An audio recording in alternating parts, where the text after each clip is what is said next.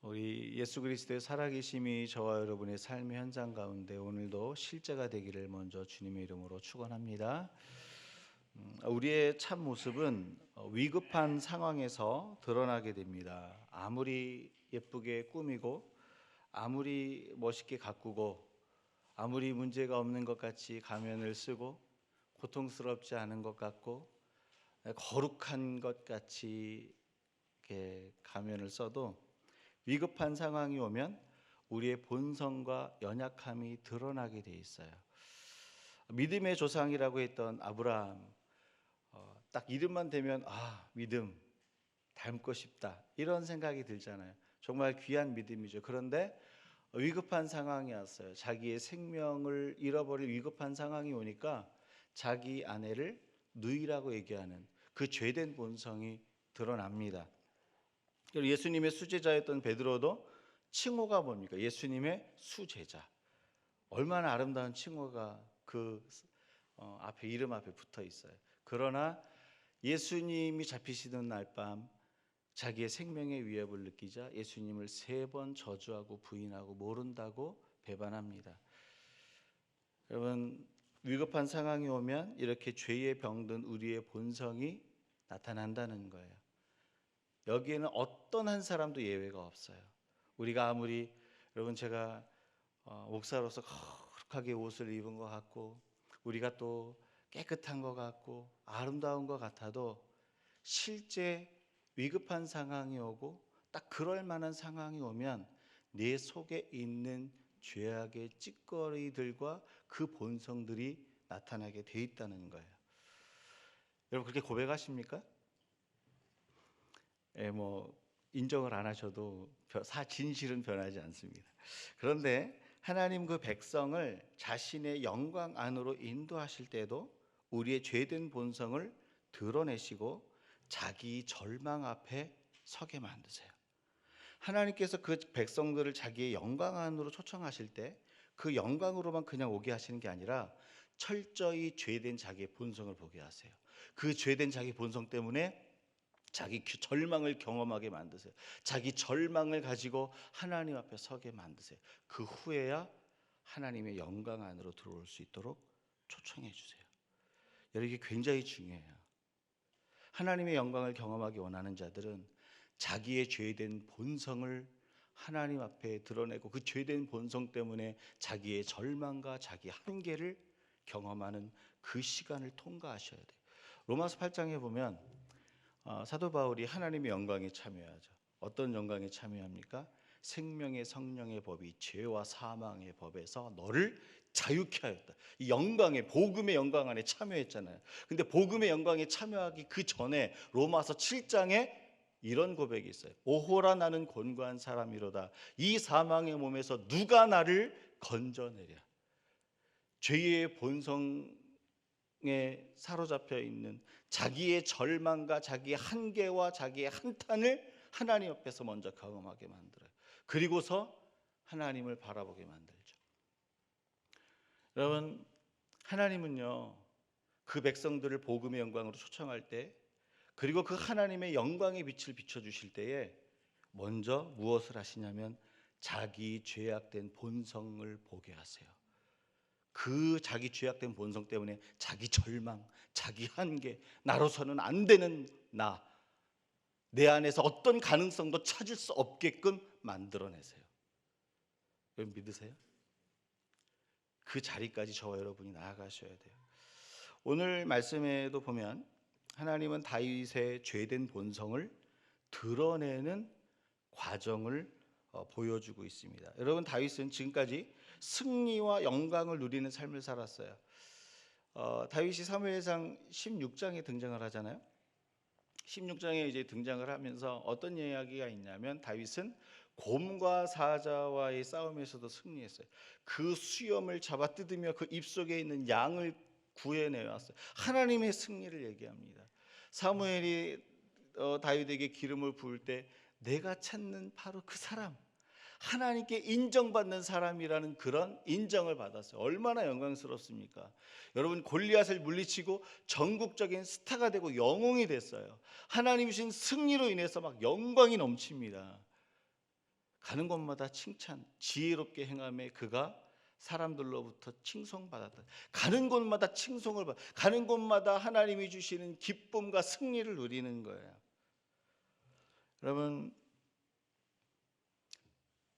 근데 오늘 본문에 이르기까지, 오늘 사무엘상 21장까지 이르기까지 다윗은 자기 안에 도사리고 있는 죄악의 본성, 자기 안에 있는 자기 절망, 자기 한계를 마주하는 그 시간이 없었어요. 그런데 오늘 이 말씀에 이르러서야 비로소 하나님 앞에서 자기 절망을 가지고 자기 죄악의 본성을 발견하는 시간을 갖게 됩니다. 여러분, 오늘 다윗은요, 사울에게 쫓겨서 이제 광야 10년의 광야 생활을 걸어갑니다. 그 광야 생활을 걸어가는 길에 첫 번째 놉 땅에 있는 아히도벨이 제사장이 섬기는 그 성소로 먼저 그 발걸음을 뗍니다. 그 성소를 하나님께서 부르신 거죠. 하나님이 그 성소로 부르시면서 다윗 안에 있는 죄된 인간의 본성, 다윗의 본성, 그 다윗의 한계와 절망을 드러내세요. 하나님이 놉 땅의 성소에서 들춰내신 다윗의 죄된 본성은 무엇일까요? 우리 2절 말씀입니다. 2절 말씀 같이 읽습니다. 다윗이 제사장 아히멜렉에게 이르되 왕이 내게 이 일을 명령하고 아무것도 사람에게 알리지 말라 하시기로 내가 나의 소년들을 이러이러한 곳으로 오라고 말하였나이다. 지금 보니까 오늘 이 놉 땅에 하나님의 성소를 섬겼던 제사장은 아히멜렉이었어요. 근데 이 아히멜렉이 보니까 다윗이 혼자 온 거예요. 너무 이상한 거예요. 그래서 물어봅니다. 어찌하여 홀로 왔느냐? 그랬더니 다윗이 뭐라고 얘기합니까? 분명히 지금 사울에게 쫓기는 상황이어서 아무것도 준비하지 못하고 그냥 나온 상황이었는데 뭐라고 얘기했냐면 왕이 내게 명령을 하여 급히 명령을 하여 이곳에 왔나이다. 그리고 이곳에 왔다는 것을 어느 누구에게도 말하지 말라라고 왕이 명령하셨습니다. 여러분 지금 무엇을 얘기하고 있죠? 승리와 칭찬만 누렸던 다윗 안에 쉽게 거짓을 말하고 속이는 죄의 본성이 드러나고 있어요. 다윗은 지금까지 자기가 괜찮은 사람인 줄 알았어요. 내가 괜찮은 사람인 줄 알았어요. 저와 여러분 어떠세요? 이만하면 괜찮다는 생각이 많이 들죠? 저만 가지고 있는 착각입니까 이거? 다 그런 생각이 들어요. 다 자기는 괜찮다고 생각해요. 언제까지? 하나님 앞에서 나의 죄된 본성을 막닥뜨리고 그 죄의 본성 때문에 자기 절망과 한계를 경험하기 전까지는 괜찮은 사람인 줄 알았어요. 다윗도 괜찮은 사람인 줄 알았어요. 근데 위급한 상황이 딱 막닥뜨려지니까 내 속 안에 저 깊이 안에 있는 그 거짓의 죄의 본성이 드러나는 거예요. 위급한 상황을 맞이하잖아요. 나를 포장할 겨를도 없어요. 나를 가꿀 어떤 생각도 안 나는 거예요. 그냥 나의 죄된 본성 그대로가 드러나는 겁니다. 우리의 죄된 본성과 연약함이 하나님 앞에서 사실은 드러나는 거죠. 여러분 그때 어떤 일이 벌어지죠? 신앙인으로서 좌절하게 돼요. 목사로서 괜찮은 목사인 줄 알았는데 괜찮은 목사가 아니에요. 신앙인으로서 괜찮은 신앙인인 줄 알았는데 괜찮은 신앙인이 아니에요. 여러분 그런데 그거 아십니까? 하나님 앞에서 나의 죄된 본성을 발견하고 그 죄된 본성으로 인해서 자기 절망과 한계를 경험하는 게 은혜예요. 이게 없이는 하나님의 영광의 빛에 참여하는 그 길이 막혀져요. 오늘 하나님은 사무엘상 16장부터 20장까지는 다윗의 영광밖에 없었어요. 다윗도 자기 내면 안에 이런 모습이 있는지 몰랐어요. 내 내면 안에 이런 죄악된 본성이 있는지 몰랐어요. 내 내면 안에 이렇게 하나님이 싫어하는 모습이 있는지 몰랐어요. 근데 하나님이 다윗을 싫어해서 그것을 끄집어낸 것이 아니라 그 영광 안에 동참하기 위해서 사무엘상 21장 놉 땅의 하나님의 성소로 다윗을 불러들입니다. 위급한 상황을 맞게 하셔서 광야 10년의 시작을 출발하면서 너의 본성을 봐라. 너가 하나님을 사랑하지만 하나님 앞에서 너의 본성과 죄악된 본성을 대면해야 된다라고 요청하시면서 부르시는 거죠. 저와 여러분의 인생 가운데 이런 하나님과의 대면이 있을 수 있길 먼저 주의 이름으로 축원합니다. 제가 주중에 새벽 예배를 가다가 이게 능력 없는 목사 이야기를 좀 해서 죄송해요. 새벽 예배 가다가 아내가 말 한마디를 딱 했는데 제가 버럭 큰 소리를 냈어요. 어딜 가다가요? 새벽 예배를 가다가. 좀 참지. 그 목사가 어떤 목사인지 모르겠지만 아내에게 딱 소리를 지르고 나니까 목사이기 이전에 성도로서, 남편으로서 절망감이 느껴지더라고요. 그것도 어디 앞에서요? 바로 예배당 들어오기 전에. 근데 이번 주에는 이런 절망을 느끼는 일이 좀 있었어요. 뭐 다 얘기할 수는 없고요. 막 오늘 이 설교를 하려고 그러는지 막 저의 절망과 한계를 막 느끼게 하시더라고요. 운전을 하는데요. 굉음을 탁 내면서 무슨 스포츠카 같은데 너무 급하게 제 앞으로 끼어들고 거의 막 급정거를 할 정도로 막 심하게 들어오는 거예요. 목사인 제가 뭐라 그런지 아세요? 혼잣말로? 쟤 미친 거 아니야? 그러면서 제가 제 손이 자동적으로 이렇게 되더라고요. 쟤 미친 거 아니야? 누가요? 여러분 목사가 수준이 낮아서 죄송해요. 자, 여러분 만약에 성도가 옆에 타고 있었어. 그러면 제가 쟤 미친 거 이렇게 얘기했겠습니까? 저 참 왜 저래? 이렇게 얘기하지 않았겠어요? 여러분 근데 제가 혼자 목소리로 저 혼자 그렇게 하는 그 모습이 성도로서 목사로서 자기 절망을 느끼게 만들더라고요. 그 모습 자기 절망을 느끼고 나니까 그냥 하나님 앞에 가서 앉고 싶더라고요. 그냥 하나님을 향해 눈을 들게 됐어요. 눈을 들고 기도하는데 하나님이 제게 주신 마음이 한 가지 있었어요. 봉수야, 너가 목사에서 거룩한 게 아니야. 너는 나의 은혜가 없으면 설 수가 없어. 제가 그때 무엇을 고백하냐면 하나님의 은혜가 아니면 설 수 없는 나. 하나님의 고쳐주심 아니면 하나님 앞에 나갈 수 없는 나. 목사에서 거룩한 게 아니라 하나님이 은혜로 덮어주셔서 여기에 서 있을 수 있고 하나님 앞에 나갈 수 있다는 거죠. 그러면서 제가 그 기도하는데 하나님이 저에게 찬송 하나를 부르게 하셨어요.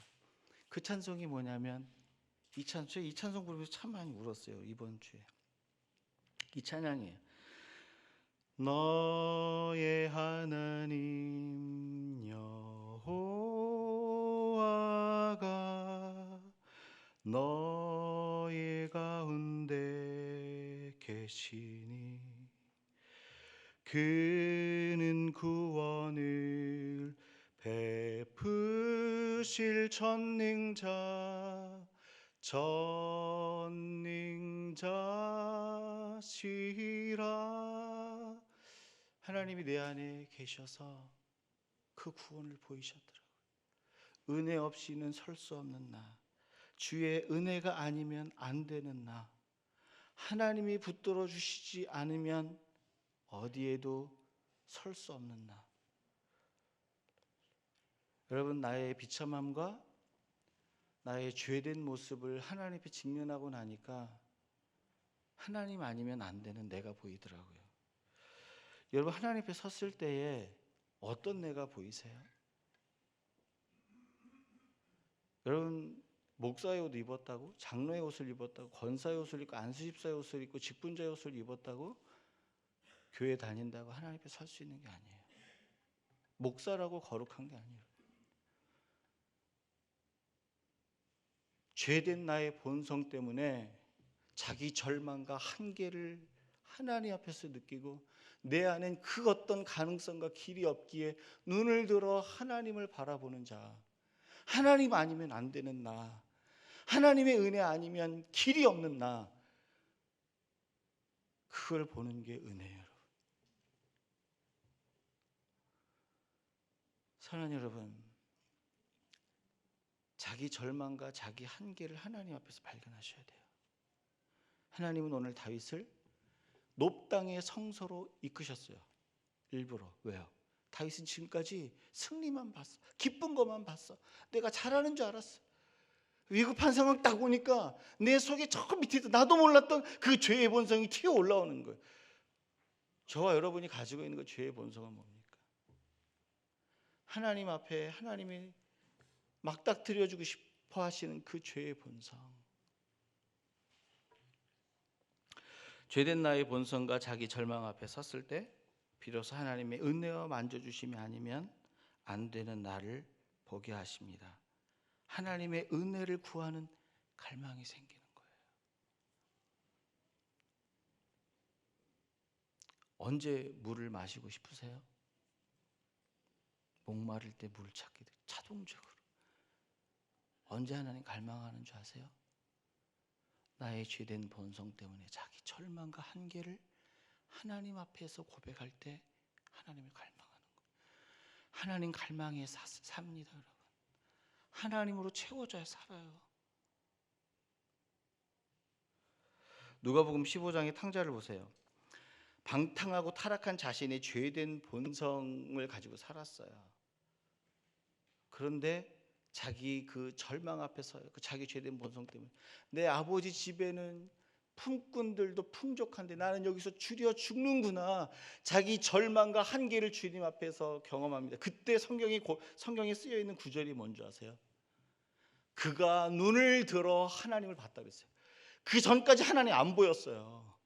그 전까지는 하나님이 함께 하시고 늘 기다리고 계셨는데 하나님이 보이지 않았어요. 근데 자기 죄된 본성 때문에 자기 절망이 경험되어지니까 그때 비로소 눈을 들어 하나님이 보이기 시작하는 거예요. 저와 여러분은요, 죄된 나의 본성을 볼 때 그때부터 하나님 보이는 거예요. 하나님 보여야 살아요. 하나님으로 배불러 사는 거예요, 여러분. 신앙의 연수를 자랑하지 마세요. 직분을 자랑하지 마세요. 내 안에 하나님을 갈망함과 하나님 아니면 안 되는 나를 붙들고 사는지, 하나님 아니면 나는 길이 없는 사람이라고 고백하는, 이게 중요한 거예요. 단 하루를 믿어도 하나님 아니면 안 되는 나, 그 존재를 붙들고 사십시오, 여러분. 지금 하나님 무엇을 얘기하고 계십니까? 죄된 우리의 본성과 자기 절망 앞에 섰을 때 눈을 들어 하나님을 보게 된다는 거예요. 하나님을 갈망한다는 거예요. 여러분, 상식이에요. 목마른 자가 물을 찾는 거예요. 죄된 본성 앞에서 자기 절망 때문에 하나님 앞에서 신음하고 고백하는 자들이 하나님을 갈망하고 하나님으로 배부른 거예요. 나의 죄된 본성과 죄인이라는 실존을 보지 못하면 갈망이 생기지 않습니다. 사도 바울의 고백 앞에 설 수 있기를 주의 이름으로 축원합니다. 오호라, 나는 곤고한 사람이로다. 이 사망의 몸에서 누가 나를 건져내랴. 이 실존적인 고백이 하나님 앞에 있을 때에 생명의 성령의 법이 죄와 사망의 법에서 나를 구원하시는 그 영광 안으로 그 영광 안에 사는 거예요, 여러분. 저와 여러분은 하나님의 영광 안에 살게 창조되었어요, 여러분. 여러분 믿으세요? 그 영광으로 배부르세요. 그 영광으로 회복되세요. 그 영광으로 노래하세요. 그 영광으로 기뻐하세요. 그 영광 가운데 참여하세요. 하나님은 저와 여러분을요, 그렇게 부르시는 거예요. 죄인을 부르실 때 그렇게 부르세요. 이 시간 질문하고 싶어요. 나의 죄된 본성 때문에 자기 절망과 자기 한계로 인해서 하나님 앞에 나아가고 하나님 앞에 선 경험이 있습니까? 이게 없다면 이걸 간구하셔야 돼요. 이게 있다면 복된 인생이에요, 여러분. 이러한 삶을 누릴 수 있기를 주 예수의 이름으로 축원합니다. 자, 그렇다면 하나님께서 우리의 죄성과 자기 절망을 드러내실 때 하나님이 하시는 일은 무엇입니까? 우리 3절과 6절 말씀이에요. 같이 함께 읽습니다. 같이 읽겠습니다. 이제 당신의 수중에 무엇이 있나이까?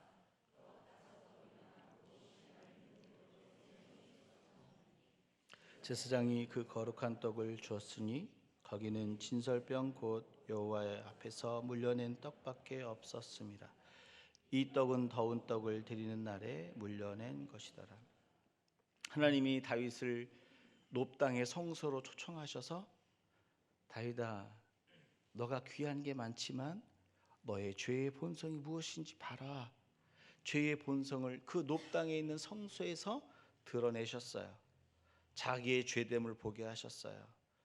근데 여러분, 귀한 게 있어요. 하나님이 그 다윗을 부르셔서 그 죄된 본성을 드러내신 이후에 하나님이 하신 일이 뭡니까? 제사장만 먹을 수 있는 그 거룩한 떡, 생명의 떡, 생명의 말씀을 다윗에게 먹여주세요. 여러분, 이게 하나님께서 죄인들에게 하는 일이에요. 이게 자기 죄된 나로 인해서 절망하는 그 사람들에게 주시는 은총이에요. 이 말씀을요, 예수님이 직접 해석한 말씀이 있잖아요. 복음서에 보면, 마태복음 12장에 보면 오늘 이 장면을 예수님이 직접 해석하셨어요. 뭐라고요? 마태복음 12장에 보니까 예수님이 다윗에게 떡을 준 아히멜렉의 행동을 은근히 칭찬하세요. 그리고 제사장만 먹을 수 있는 그 떡을 다윗이 먹은 것에 대해서 죄 없다라고 얘기하세요. 죄 있다라고 얘기하지 않으셨어요. 그게 뭘 얘기합니까? 그 떡을 준 아히멜렉과 그 떡을 먹은 다윗을 칭찬한 거예요. 예수님이 직접, 하나님이신 예수님이 이 사건을 직접 해석해 주신 말씀이에요. 이건 무엇을 얘기하는 건가요? 하나님이 그 떡을 주셨다는 거예요. 성소에 다윗을 불러놓고 그가 자기 죄됨으로 인해서 자기 절망과 한계를 고백하였더니 그 죄인에게 하나님이 생명의 떡을 먹이셨다는 거예요. 여러분, 믿으십니까? 이게 하나님이 하시는 일이에요. 이 부분에 있어서 유진 피터슨 교수님이 또 이런 해석을 내리셨어요. 이 책에 보니까, 이 부분을 썼던 이 책에 보니까 다윗은 본받고 싶지 않는 삶을 살 때가 많다. 우리처럼 혹은 우리보다 더 나쁜 잘못을 저지르기도 하는 사람이다.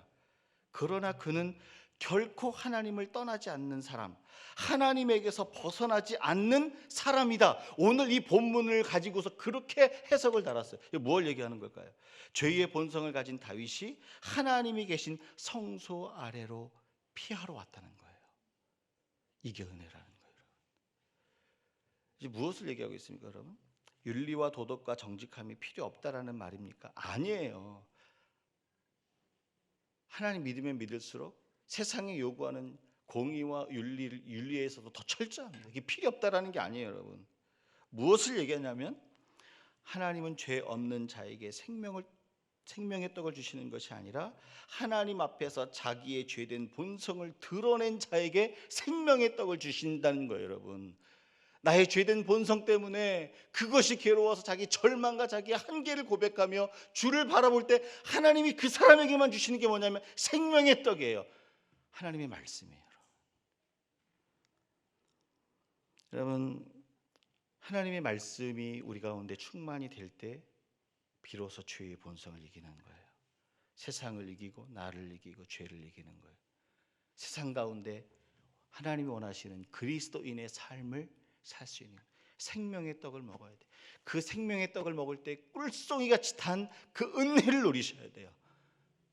하나님의 마음으로 충만하셔야 돼요. 하나님의 뜻으로 충만하셔야 돼요. 하나님의 의지로 충만하셔야 돼요. 하나님의 감동으로 충만하셔야 돼요. 생명의 떡을 먹으면 이와 같은 일이 있습니다. 여러분, 우리 인간의 죄된 본성 중에 하나가 뭐냐면 비난하는 거, 비난. 그렇죠? 다른 사람 탓하는 거예요. 제 안에도 이런 게 많이 있는 것 같아요. 뭐냐면 이게 제 안에 어떤 마음이 있냐면 안 그러려고 하는데 무슨 일이 딱 하잖아요. 그럼 아내한테 그러는 거예요. 여보가 그거 안 했으면 이렇게 안 됐잖아. 몰랐는데 나중에 제가 이 말씀 준비하면서 제 안에 이런 게 있더라고요. 다 공범 아니세요? 저만 그런 죄인인 것처럼 보시지 마시고 여러분, 다른 사람을 탓해요. 너가 그렇게 하지 않았으면, 너가 그것을 그렇게 말하지 않았다면, 네가 그렇게 선택하지 않았다면 이렇게는 안 되지 않았을까? 이게 어디에서 일어납니까? 사랑해서 결혼한 부부 사이에 하는 말이에요. 그렇죠? 분명히 저와 여러분 공범이라 그랬는데 근데 여러분, 이 다른 사람을 탓하고 비난하는 것은요, 아담의 후예라는 증거예요. 아담이 제일 먼저 하나님을 탓하고 비난하고 하와를 비난했잖아요. 당신 때문에. 우리 죄의 본성은 하나님마저도 비난하게 만듭니다. 왜요? 성경 공부할 때 보면 잘 나타나요. 성경 공부할 때 제일 먼저 초신자들이 묻는 게 뭔지 아세요? 목사님, 하나님이 선악과를 안 만들어서 우리는 안 죽어 이렇게 이 모양 이 꼴이 안 됐을 텐데 왜 선악과를 만드셨을까요? 이게 무슨 뜻이에요? 하나님이 잘못하셨다는 거죠. 왜 만드셨는지 칼럼을 읽으세요. 오늘 그 칼럼을 썼어요. 첫 번째, 다음에 이 편 씁니다. 왜 선악을 알게 하는. 지금 보시지 마시고요. 집에 가서 보세요. 네. 여러분, 하나님을 비난하는 모습까지 우리 안에 있죠. 그런데 이런 비난의 본성을요, 엘리야에게서 발견할 수 있어요. 엘리야는 성령의 능력을 가진 사람이었고 바알과 아세라 선지자 850명과 대결을 해서 승리한 사람이에요. 여러분, 능력의 종 성령의 사람이었어요. 근데 이 능력의 종 이 엘리야가요, 아합의 아내 이세벨이 핍박하자 광야로 들어가서 하나님께 비난의 화살을 쏘기 시작합니다. 하나님을 향해서 외칩니다. 그 외침이 뭔지 아세요? 이렇게 얘기를 해요. 하나님, 이제 넉넉하오니 나를 죽여 주옵소서. 뭐가 넉넉하다는 거예요? 하나님, 이제 이 상황과 이 현실이, 지금까지 온 이 상황과 현실이 지긋지긋합니다. 하나님, 이제 넉넉합니다. 이만큼 당할 만큼 당했습니다. 하나님, 이제 저를 데려가 주십시오. 이게 무슨 말이에요? 하나님 잘못했다는 거죠. 하나님이 상황 주셨다는 거예요. 하나님을 향해서 비난의 화살을 쏴대는 거예요. 여러분, 이게 참 재밌지 않아요? 저는 너무 은혜가 됐어요. 왜냐하면 이 상황이 없었으면 엘리야는요, 능력의 종으로 끝나요. 다 잘하는 줄 알아요. 근데 여기 보세요. 네가 능력이 많고 네가 잘해서 그런 일들이 벌어진 줄 알았지? 그런데 그 광야 로뎀나무 아래에서 딱 보니까요, 자기 죄의 본성을 보게 되는 거예요. 엘리야도 그곳에서 하나님이 아니면, 하나님의 성령이 아니면 내가 설 수 없는 존재라는 사실을 그 로뎀나무 아래에서 본 거예요. 그게 없었으면 엘리야는요, 실패하는 자, 고난당하는 자들에게 말할 수가 없는 거예요. 그게 뭐가 힘들다고 견뎌? 하나님의 능력이 너와 함께 하실 것이다. 견뎌. 여러분, 이렇게밖에 얘기하지 않겠어요? 근데 엘리야는요, 하나님, 이제 조카오니 저를 죽여 주옵소서. 이 말을 하면서 자기 죄된 본성을 보면서요, 실패하는 자들도 이해할 수 있는 거예요. 여러분, 죄된 본성 앞에 딱 섰을 때, 죄된 나의 본성 앞에 딱 섰을 때 하나님이 준비하셨어요. 뭐를요? 천사를 통해서 떡을 먹여주세요. 생명의 떡이에요. 그 증거가 어디 있습니까? 그 떡을 먹고 40주 40야를 달려가서 하나님의 산에 서요. 그리고 소명을 받습니다. 생명의 떡을 먹고 소명을 받았다는 건 뭐냐면 그의 죄의 본성을 이긴 거예요. 사랑하는 여러분, 생명의 떡을 먹어야 죄의 본성을 이길 수 있어요.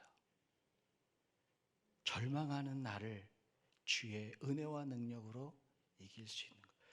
사랑하는 여러분, 그래서 하나님 앞에서 나의 죽을 수밖에 없는 나, 선을 행할 수 없는 나, 죄를 이길 수 없는 나, 죄의 그 본성에 쌓여 있는 그 나를 보는 게 은혜예요. 이걸 보셔야 돼요. 이걸 보는 자들에게만 생명의 떡을 먹여주시는 거예요. 이 생명의 떡은요, 기쁨의 떡이에요. 능력이에요. 여러분, 믿으세요? 제가 청소년기 초반부터 결혼을 해서 한 초반까지 굉장히 터널에 들어가 있는 인생을 살았어요. 너무너무 힘들었어요, 상황이. 근데 여러분, 제가 20대 중후반에 하나님이 저를 깊이 만나 주시는데, 제가 그러고 싶어서 그런 게 아니라 하나님의 말씀을 읽잖아요. 그러면 꿀을 먹는 것 같아요. 주의 말씀은 꿀송이보다 더 달다 그랬잖아요. 여러분, 이거 경험하실 수 있길 주의 이름으로 축원합니다. 말씀을 먹는데요, 꿀을 내 영혼이 막 씹어먹는 것 같아요. 그러니까 내 속에서 기쁨이 일어나니까 내 삶의 상황은 지금 터널 속에 들어가 있는데 그 기쁨을 발견할 수 없는 그 상황에서 내 영이 기뻐하고 있더라고요.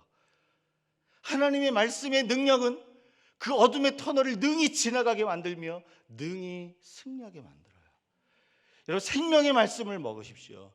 저와 여러분이 의로워서 생명의 말씀을 먹을 수 있는 것이 아니라 내 죄된 본성과 자기 절망과 한계를 가지고 하나님 앞에 서는 자들마다 하나님 그 생명의 말씀을 주세요. 꿀송이 같은 말씀을 먹여주세요. 그럼 사는 거예요. 여러분, 예수님도 말씀으로 세상의 도전을 이겼다는 사실을 기억하셔야 돼요. 세 가지 시험을 받으실 때 하나님이신 예수님도 생명의 말씀으로 세상의 도전을 이기셨다는 사실을 기억하셔야 돼요. 따라서 하나님께서 우리의 죄된 본성을 드러내신 후에 그 죄의 본성을 이길 수 있는 생명의 떡을 주십니다.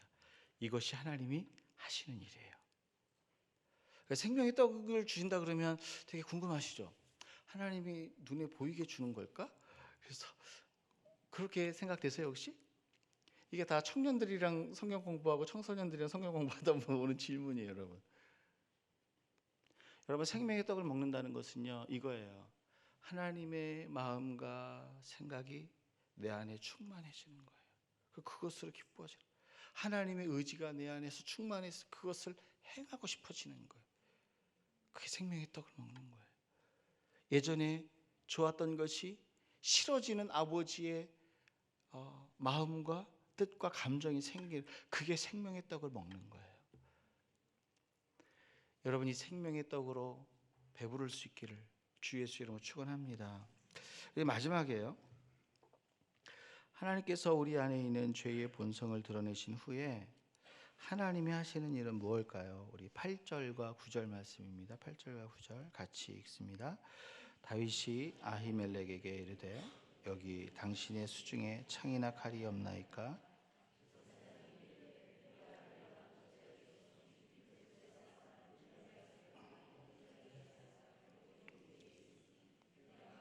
가지려든 가지라. 다윗이 이르되 그 같은 것이 또 없나니 내게 주소서 하더이다. 하나님께서 다윗을 성소로 불러내셔서 다윗의 죄된 본성을 드러내게 하셨어요. 자기 절망을 보게 하셨어요. 그리고서 생명의 떡을 주심과 동시에 오늘 무엇을 주셨냐면 다윗이 제사장에게 혹시 칼이나 이런 게 없냐고 물어보죠. 그랬더니 아히멜렉이 뭐라 그럽니까? 너가 엘라 골짜기에서 죽였던 골리앗의 칼이 여기 보자기에 있다. 여러분, 그 골리앗의 칼을 보면 다윗의 마음엔 어떤 마음이 들을까요? 흥분되지 않겠어요? 지금 생명에 막 쫓겨서 다니는데 나와 함께 하셨던 그 하나님의 증거, 하셨던 하나님의 그 증거를 볼 수 있는 그 골리앗의 칼, 그 골리앗의 칼을 얻습니다. 여러분, 하나님 앞에서 나의 죄됨을 드러내고 자기 절망을 경험한 사람들에게는 생명의 양식을 주실 뿐만 아니라 하나님이 우리를 무장시켜 주세요. 무기를 얻고 가는 거예요. 다윗은 성소에 들어왔을 때 무장되지 않은 채로 들어왔어요. 아무것도 없이 왔어요. 그런데 성소에 들어와서 나간 후에는 무장된 영혼으로 나갑니다. 이게 하나님께 예배하는 이유예요.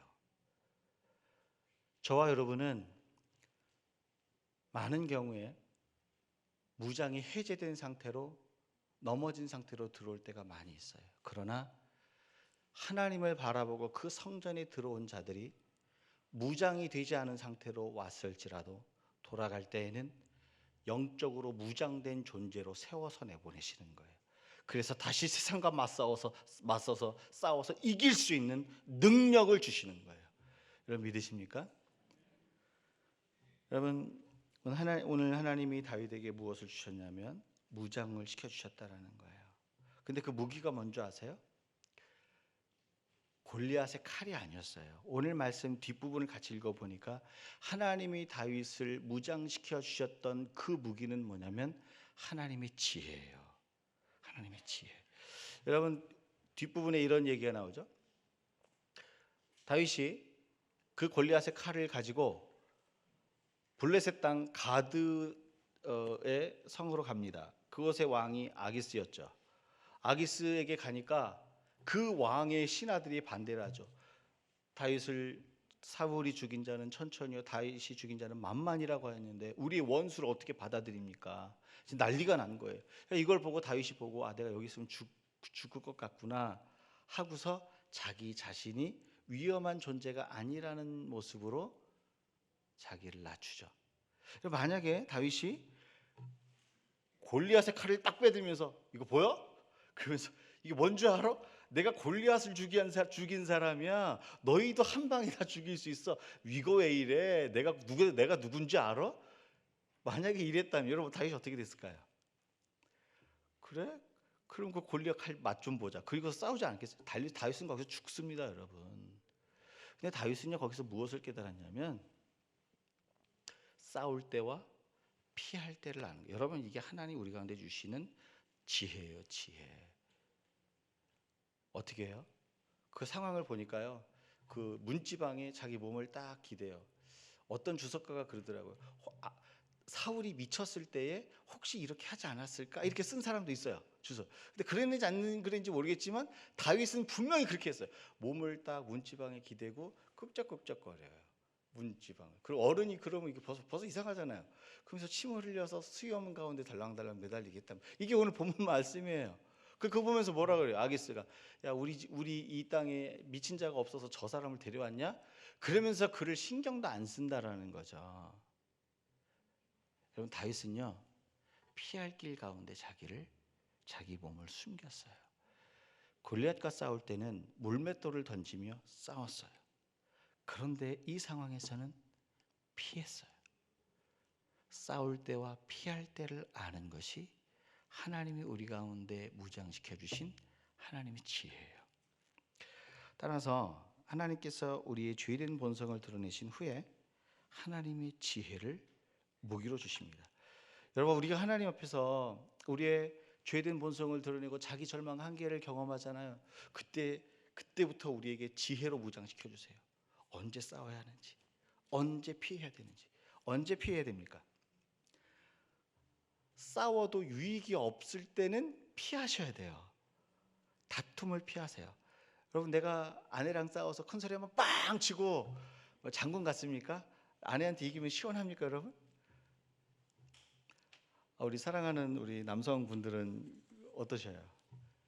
내가 한번 눌러줬어? 내가 아내를 이겨도 이긴 게 아니죠. 이긴 것 같은데 집에서 아무 말도 못해. 눈치 살살 보고 그렇죠. 이긴 게 아니에요. 그게 뭐 이긴 거예요. 여러분 다툼은 피하는 거예요. 죄는 피하는 거예요. 음행은 피하는 거예요. 믿으세요? 근데 싸울 때가 있어요.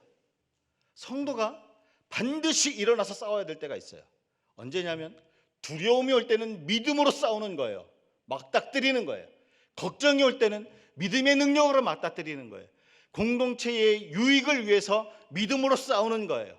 하나님의 공의와 정의를 위해서는 손해를 볼지라도 믿음으로 싸우는 거예요, 여러분. 그때는 하나님을 의지하여 적군의 담을 뛰어넘는 거예요. 그때 하나님께서 내 손을 가리켜 노타를 당길 힘을 주시는 거예요. 노타는 일반인이 못 당기는 거예요, 여러분. 내 손을 가리켜 싸워서 이기게 하시며 노화를 당기겠다 그랬어요. 장수들이 훈련되고 준비된 자만 노화를 당길 수 있는 거예요. 근데 우리는 피해야 할 때 싸우고 싸워야 할 때 피하죠.